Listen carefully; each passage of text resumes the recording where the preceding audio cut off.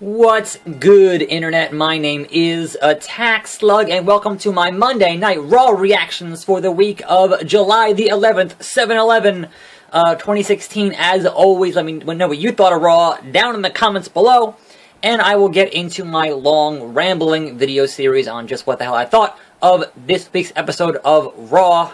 This is up on Wednesday. Next week, though, schedule change. I'm going to attempt to do Raw reactions on Tuesday, and then SmackDown reactions on Wednesday. We'll see how that goes. It might go great, it might go shitty. Anyway, we start off Raw with a goddamn Battle Royal. That's exciting. Always starting off Raw with a match, to me, is always exciting, instead of starting off Raw with a 20-minute goddamn promo. And this Battle Royal is for the #1 contender to fight the Intercontinental Champion. You got a bunch of tag teams in the ring. You've got the Ascension. Hey, Connor's on Raw. I think the most important guy in this match was Del Rio. And just kind of a lot of guys who are kind of lower on the mid-card-ish type deal. And that's kind of disappointing because before Miz left, it was like Miz and Cesaro and Owens and Zayn and Jericho all going for that IC belt, and it was exciting. And now it's like, here's a bunch of guys that most of the audience doesn't really care that much about. Anyway, Miz is on commentary, Maurice is there, the Andre statue is at ringside. Are they ever going to break the Andre statue?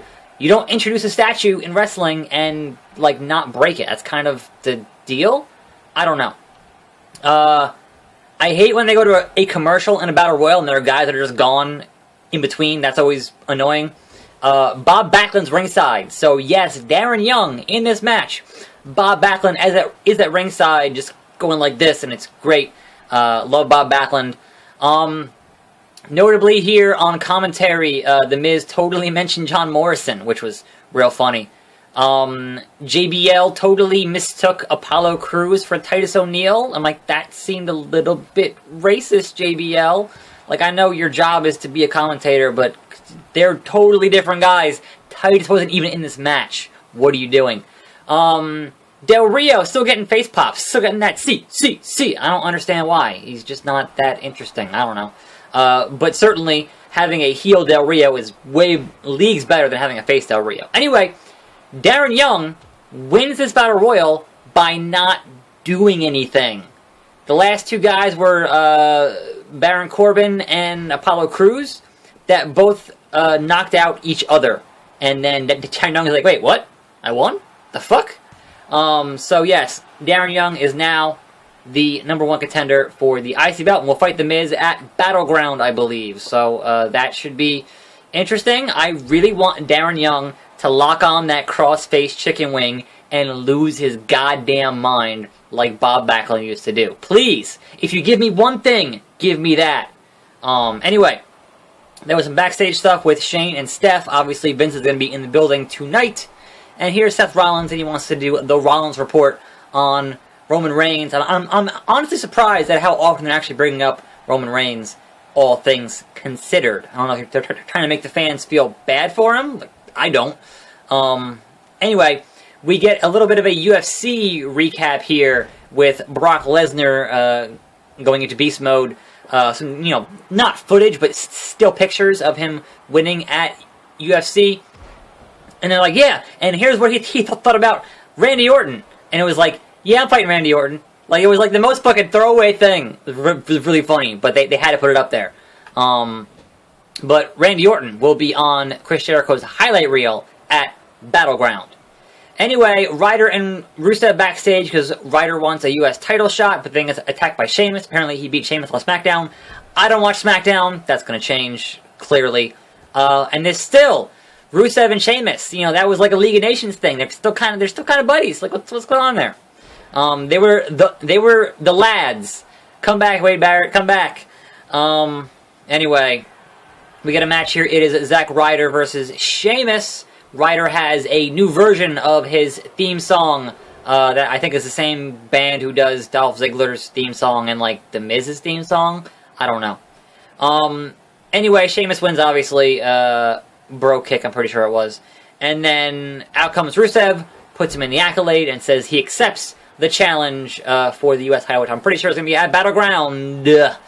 Anyway, we move on to Breezango fighting the Lucha Dragons, and they spend this whole match on commentary talking about breaking up tag teams because of the draft. And I hate when they break up tag teams during the draft because it almost never works out well for all involved.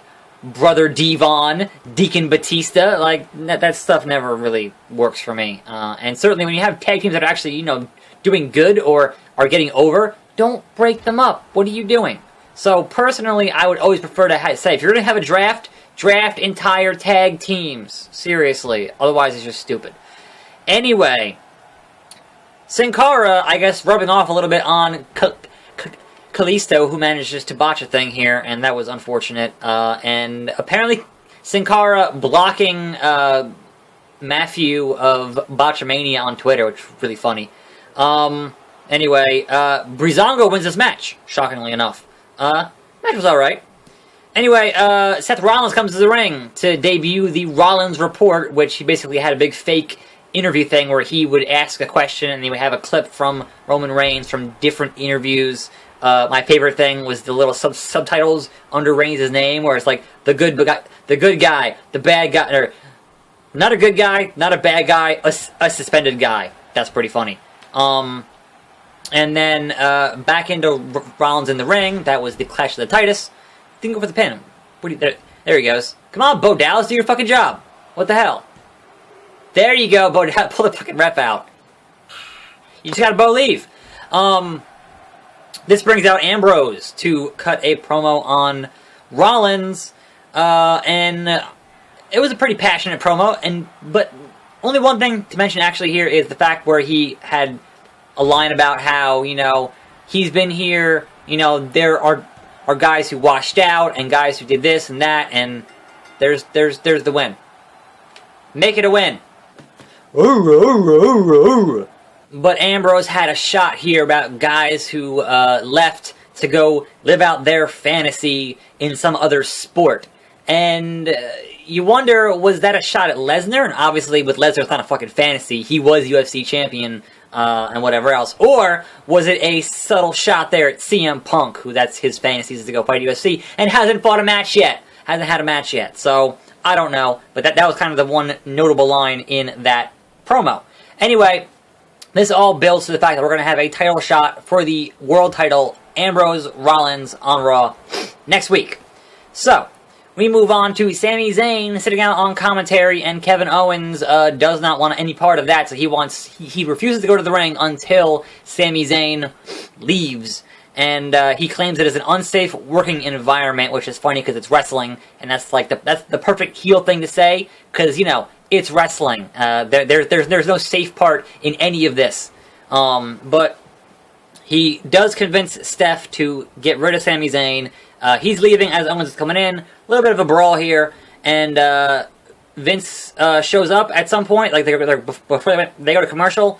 Like if Vince shows up halfway into the show, like come on, Vince, be on time.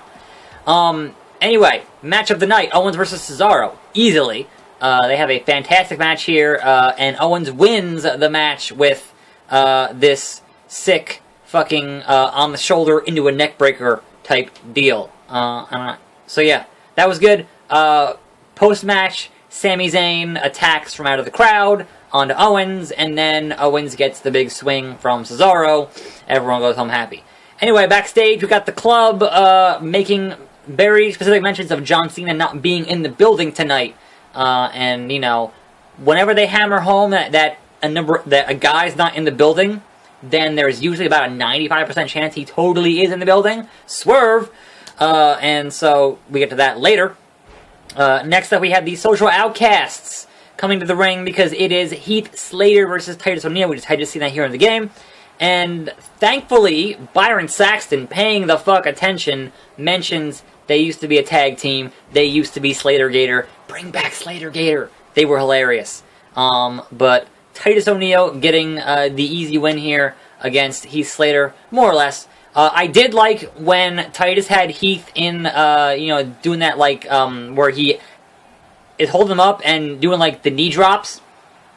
And Bo Dallas on the outside going, "Escape! Escape!" was fucking great. Just, little things there. Here and there that I like a whole lot. So yeah, Titus wins that one. We get a backstage thing with Sasha. Then we get to the Wyatts and the New Day in the compound. It's over, Brother Nero. Now, one would imagine that they filmed this before they had even known about the final deletion, but certainly it's going to have comparisons because of what it was and how they filmed it, etc., etc. Now, obviously, it was nowhere near as campy and ridiculous and over the top as the final deletion, and honestly, not as good. Just in terms of what I would want out of something that's not a traditional backstage or on-set brawl. Like, look to Stone Cold and Booker T in a supermarket. How you kind of do that kind of a thing. But very overproduced with the camera angles and whatever else. And what I don't understand here is that the Wyatts invited them to their compound, and their compound was an open fucking field. Like, what the hell is that? So, Rough Rider.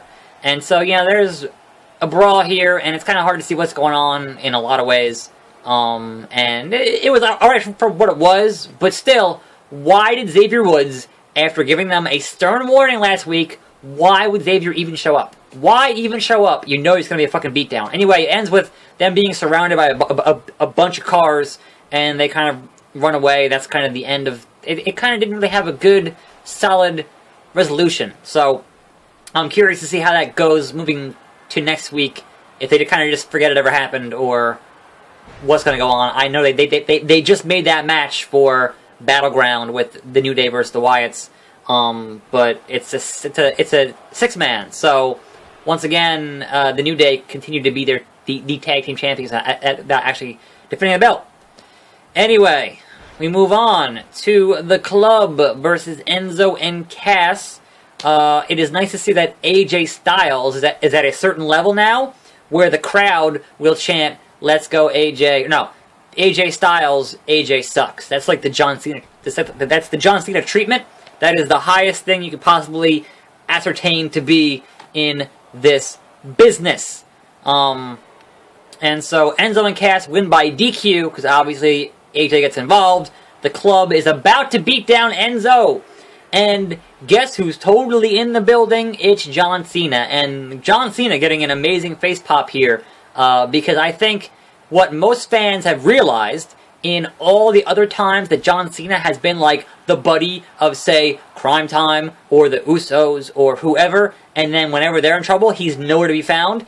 Actually coming out to make the save as John Cena, people like that. They'll cheer for you. They were chanting, "Cena, Cena," for the first time in fucking forever. Forever! I haven't heard that in years. Anyway. Good on that. Even though I don't like how they always pair John Cena with somebody who's kind of on the up-and-coming, to kind of suction their heat away. I hate that. Anyway, Dana Brooke versus Sasha Banks, you guys. That match was long. That match was longer than any match I want to see Dana Brooke in. Because as good as Sasha is, having to carry Dana Brooke in that kind of a long match is not a great look for anybody. Like, it was kind of... The pacing was weird, and they spent the opening of it just kind of doing stuff on the outside and kind of just not fighting for a bit. And the crowd was kind of into it, but it just went on way too long, and apparently they're going to have a rematch on SmackDown.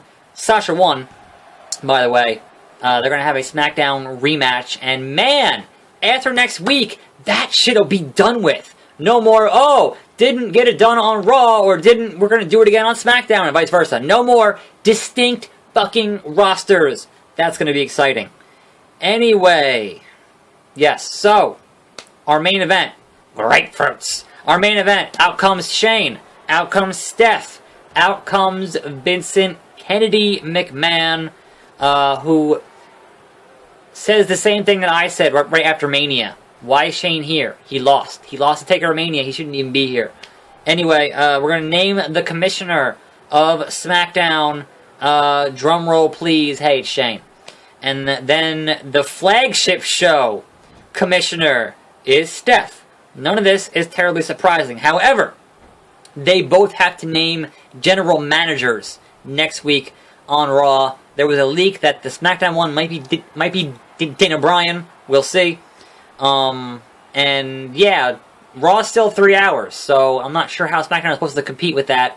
When you consider overall ratings, you're going to have a higher rating because A, it's your flagship show, and because B, you're going to aggregate all 3 hours instead of 2 hours. So you kind of get a better number there, maybe? I don't know. Anyway, Vince leaves. A little bit of stuff between Shane and Steph. We get a slap. Steph says that she's married to the games. Perhaps that's a little, hey, Triple H back soon? Maybe Triple H will be the GM of Raw.